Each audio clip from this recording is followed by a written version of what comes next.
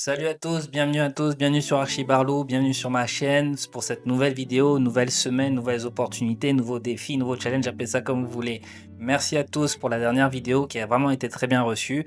Effectivement, de toute façon, quand ça parle d'argent, ça intéresse tout le monde. Je ferai certainement d'autres vidéos de ce type avec des budgets un peu plus conséquents, mais c'était vraiment une démonstration pour vous montrer que effectivement l'architecture ça a un coût. Je pense que c'est une surprise pour personne, mais voilà, il fallait quand même que ce soit dit. Je ne perds pas plus de temps, je lance le générique et on se parle après pour le sujet du jour.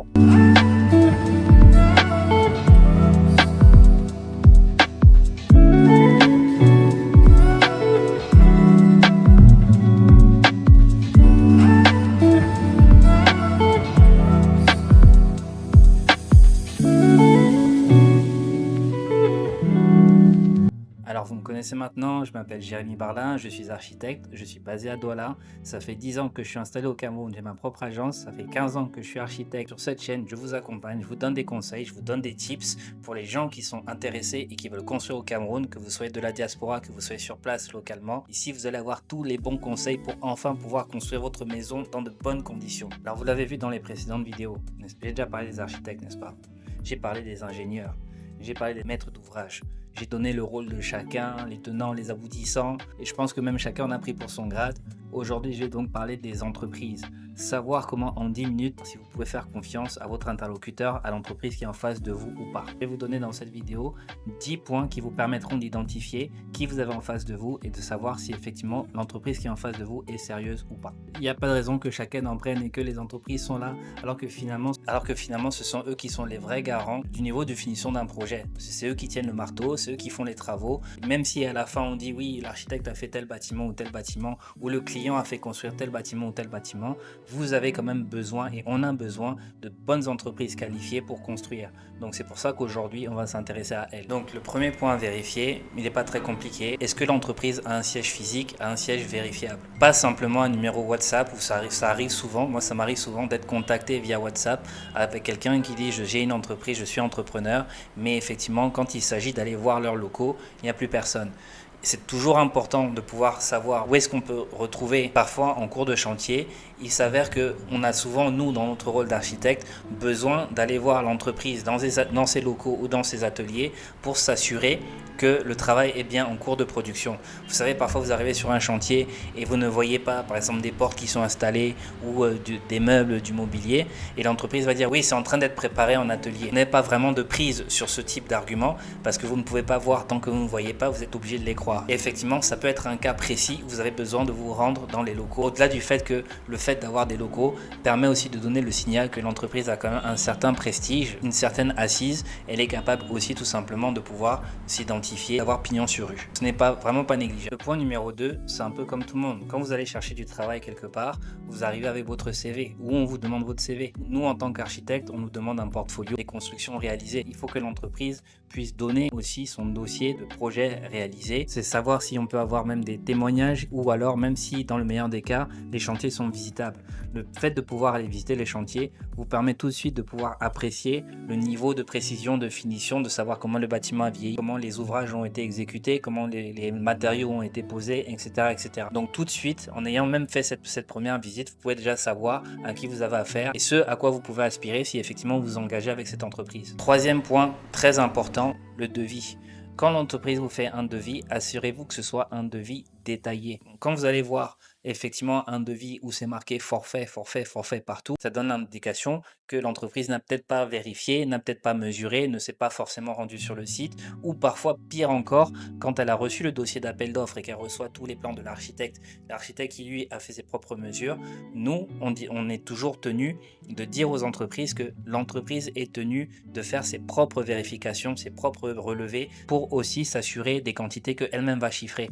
Parce que souvent ce qui se passe, c'est que nous on peut faire des erreurs effectivement, et je pense que je l'ai déjà suffisamment dit sur cette chaîne, mais effectivement, si l'entreprise ne fait pas ses propres contre-vérifications, l'entreprise va peut-être dire que ok, pour faire les carreaux, je mets un forfait de 3-4 millions de carreaux. Si elle ne vérifie pas bien son maîtrise et tout, et qu'il s'avère qu'il faut peut-être 2 fois plus de carreaux ou même un tout petit peu plus, on peut passer de 4 millions à 7 millions bêtement juste parce que l'entreprise n'aura pas vérifié. Donc assurez-vous bien que le devis soit bien détaillé. Et surtout, chaque prix doit bien être clair et lisible. Vous devrez comprendre quel est le prix du matériel, quel est le prix de la main-d'œuvre pour s'assurer que la main-d'œuvre n'est pas comptabilisée 2 fois ou qu'on n'a pas une main-d'œuvre qui sort de nulle part, etc. Donc c'est aussi pour ça qu'il faut s'entourer des architectes parce que nous avons cette expérience de recevoir les devis et ça fait partie aussi des prestations que nous faisons, à savoir qu'à un moment dans le processus du projet, on reçoit le devis des entreprises et on les analyse ligne par ligne, prix par prix pour s'assurer que ça correspond bien à ce qui est pratiqué dans le marché et que ce n'est pas farfelu. Autre chose, il faut que l'entreprise ait une existence juridique. Ça paraît vraiment bateau de dire ça. Peut-être vous qui êtes même à l'extérieur, vous dites c'est normal, attends, on parle d'une entreprise, machin, etc. Il faut un siège social, il faut machin. Ouais, mais c'est pas si évident que ça, les amis. Non, il faut vous assurer qu'effectivement, que l'entreprise a un registre du commerce, qu'elle ait un numéro de contribuable, qu'elle ait une existence légale. Pourquoi? Parce que quand vous allez voir, je vais aborder le point plus tard, quand vous allez faire un contrat et que effectivement le contrat prévoira peut-être des pénalités de retard, il faut bien savoir à qui les opposer les pénalités de retard. Vous n'avez pas le temps d'aller prendre quelqu'un, de l'amener à la police, etc., avec une feuille photocopiée, avec un devis écrit à la main, une feuille photocopiée, où il a fait une croix pour signer, pour dire que bon, il n'a pas fini mon chantier, donc non, on n'a pas le temps de ça. Il faut vraiment que votre interlocuteur soit cette personne morale contre qui, en cas de problème, vous pourrez vous retourner. Donc ça, c'est hyper important, au moins de vérifier ces bases-là, parce que encore une fois, ça prouvera une certaine assise de l'entreprise, tout simplement. 5e point, je l'ai évoqué juste avant, est-ce que l'entreprise accepte de signer un contrat clair? Il faut vraiment que l'entreprise s'engage à signer ce contrat clair où sera mentionné le planning, donc du coup les délais, donc du coup les pénalités de retard. À partir du moment où l'entreprise s'engage à signer ce contrat, ça veut dire qu'elle est consciente du fait qu'il faut qu'elle respecte les délais, sinon elle va devoir payer des pénalités de retard. Et vous savez vous-même que quand il est question d'argent, personne ne plaisante avec ça. Donc quand une entreprise signe un contrat, elle est en train de vous dire oui, je vais respecter les délais et si je ne les respecte pas, j'accepte, puisque j'ai signé, je m'engage sur ce planning-là et j'accepte que si je ne les respecte pas, les pénalités vont être appliquées. Donc ça aussi, ça vous montre en face le sérieux que vous pouvez avoir en face de vous. Donc c'est très important de préparer ces contrats-là. Il y a déjà des structures existantes de contrats qui existent et nous, on est là pour vous les fournir parce que, encore une fois, je vous rappelle que le contrat, c'est vous, client, qui êtes lié juridiquement avec l'entreprise, pas l'architecte, lui qui n'est pas lié juridiquement avec l'entreprise. Donc, nous, on est là pour contrôler l'entreprise, mais c'est vous qui êtes lié juridiquement. Donc, il faut vraiment que ces contrats-là soient bien encadrés pour respecter vos intérêts et les intérêts du projet. Une entreprise qui vous dira que non, pardon, évitons les papiers compliqués, non, c'est compliqué, moi, je ne suis pas administratif, moi, je ne suis pas procédurier, etc. Ça, ce sont des mauvais signaux tout de suite. Parce qu'au début, tout le monde est content, tout le monde se dit, tout le monde se projette. Non, l'architecte a fait des bols 3D, non, les plans beaux, c'est sharp, non, c'est bien, etc. Le client lui aussi dit que bon, ok, vous avez dit que 4 mois de réalisation, c'est super, 6 mois de réalisation, 9 mois de réalisation. Mais quand les problèmes arrivent, c'est là qu'on va remonter au papier et que là, on va dire que non, c'était pas prévu dans le contrat. Dans ce que j'ai chiffré, j'avais dit que les carreaux devaient faire 4 millions. Là, vous allez donc voir dans la documentation, oui, mais regardez, dans le cahier des charges, c'était bien marqué que l'entreprise était responsable de ses propres métrés et qu'elle devait contre-vérifier les métrés de l'architecte. Donc, si les carreaux font 7 millions, mais que tu n'as pas vérifié et que tu t'es juste basé sur des forfaits, eh ben, c'est toi qui es responsable. Donc, c'est un peu aussi comme ça que ça marche. C'est de la valeur, hein, n'est-ce pas? Tout ça, là, c'est cadeau. Comme ces cadeaux-là, prenez aussi 2 minutes. Arrêtez-vous, likez, que chacun d'entre vous partage à une personne. Si vous êtes, comme vous êtes, la dernière vidéo, on était 250, donc imaginez que 250 personnes envoient chacune, partage à une personne, like, partage, tout ça, etc. La chaîne va monter et moi, je vais encore donner encore plus de conseils cadeaux. Donc vraiment, profitez-en, c'est là, c'est comme ça. Hein, Juliette? Ah, tu vois, même Juliette est d'accord. Ensuite, 6e point. Je ne sais pas pourquoi je fais ça, c'est pas 6. 6e point.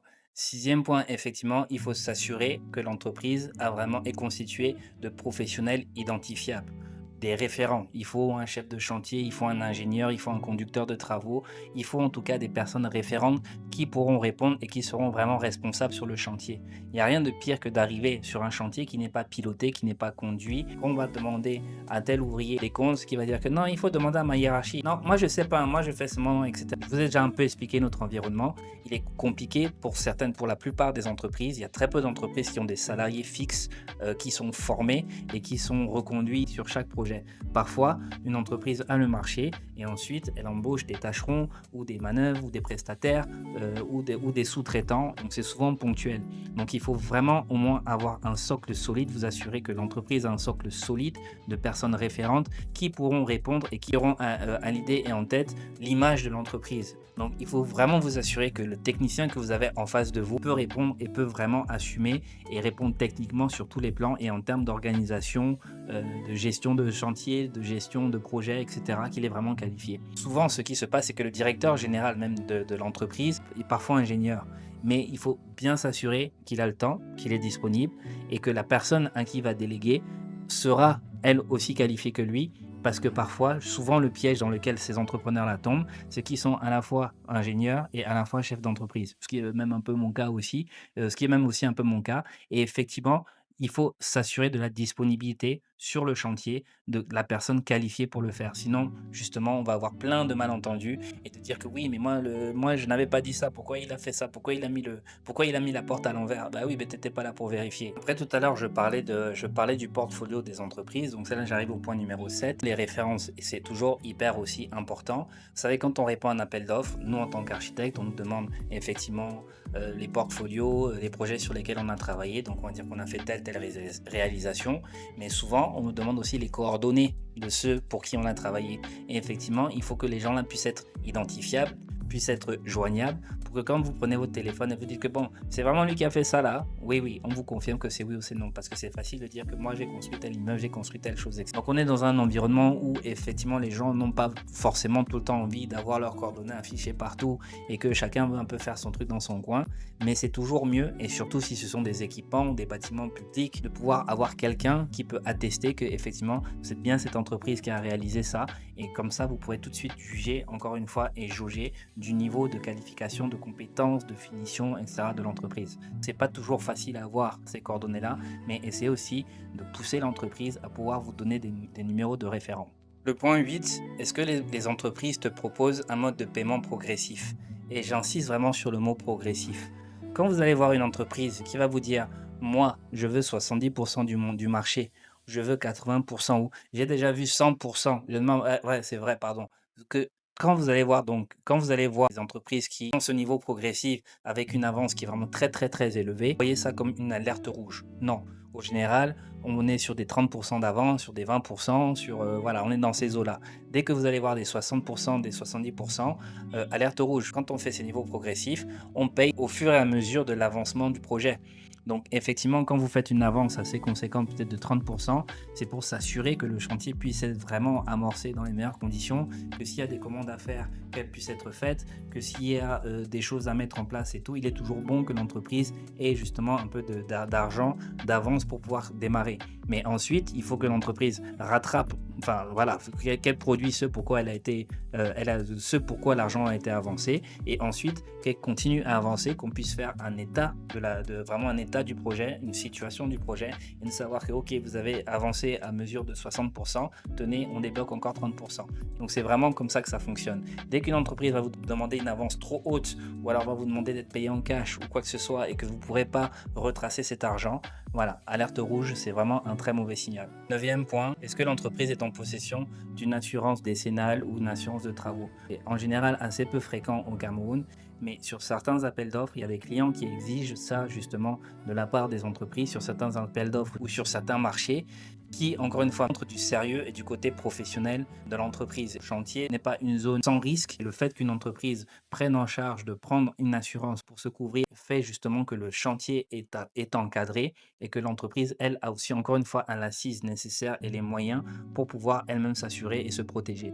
Enfin, le dernier point et le 10e et dernier point, on est dans un monde de l'image et de la communication, donc c'est très important, mais c'est aussi à la fois assez subtil, mais c'est effectivement de pouvoir analyser la communication de l'entreprise. Est-ce que l'entreprise a une communication cohérente? Est-ce qu'elle a une charte graphique identifiable? Est-ce qu'elle a un site internet? Est-ce qu'elle a un portfolio? J'en ai parlé plus tôt. Mais ça va aussi dans la rédaction des mails. Il y a des fautes d'orthographe ou pas? Est-ce qu'elle sait faire des rapports? Est-ce qu'elle sait faire des synthèses? Point 1, point 2, analyse, etc. Ça vous paraît peut-être futile, mais je vous assure qu'en tant que professionnel, quand on a en face des interlocuteurs qui savent vraiment répondre de façon systématique et de façon carrée, ça c'est vraiment plus lisible pour tout le monde et c'est hyper important. Et ce n'est pas toujours le cas malheureusement. Surtout quand on est dans un domaine aussi précis que le demande justement le domaine du bâtiment. Donc vous là qui avez des adresses mail là, @yahoo.com là, les jb363 @yahoo.com là, c'est pas professionnel. Donc pardon, changez votre adresse là et mettez vraiment une adresse avec le nom de votre entreprise, ça fera tout de suite la différence. Donc ce sont à ces petits points là qu'on peut aussi voir au niveau de la communication, de savoir comment l'entreprise se présente, que vous pouvez tout de suite avoir vraiment un sentiment du sérieux et du professionnalisme de l'entreprise que vous avez en face de vous. Donc voilà, donc j'essaie de vous dire efficacement en 10 points comment reconnaître une bonne entreprise. Une bonne entreprise, c'est une entreprise qui est claire, qui a des réponses claires, qui n'a pas peur de répondre à vos questions et que quand vous allez demander ok ça coûte combien et que vous allez tomber face à quelqu'un qui va rigoler, qui va dire que non, mais ça on s'arrange, on voit ça après, non, non, etc. Non, quand c'est comme ça, vous savez qu'il faut tout de suite fuir. Si une entreprise n'est pas capable de répondre au moins à 8 de ces 10 points, et quand j'entends 8 de ces 10 points, ça veut dire que peut-être que le 9e et 10e point, c'est si elle n'a pas eu le temps de faire un site internet ou quoi que ce soit, parce qu'elle a justement beaucoup de travail et que voilà, et que c'est compliqué de mettre à jour. Une entreprise doit être capable de pouvoir répondre à ces 8 points tranquillement. Et quand c'est le cas, vous êtes au moins sûr que vous avez en face de vous des gens avec qui vous pouvez donc discuter, avancer, évoluer, travailler, etc. et que votre projet pourra se faire dans les meilleures conditions possibles, en tout cas on l'espère. Donc j'espère que ça vous a plu. Donc si vous avez regardé toute la vidéo, écrivez marteau en commentaire, comme ça je saurai encore une fois qui sont les plus fidèles. Mais en tout cas je vous remercie beaucoup, merci pour tous vos commentaires, merci pour votre bienveillance. Donc n'oubliez surtout pas de liker, de partager, d'en parler autour de vous. Archibarlou, c'est pour vous, on parle d'architecture, on parle de vos problèmes à vous que vous rencontrez dans vos projets, on parle aussi de vos peurs, de ce qui vous empêche de passer à l'action, etc. Donc il y a tout un tas de choses prévues, donc vraiment partagez et likez. Merci encore une fois de me suivre. Vous connaissez maintenant le slogan de la chaîne. Ici on parle d'architecture en toute décontraction, mais sérieusement, on fait ce qu'on a à faire. Ciao, à la semaine prochaine.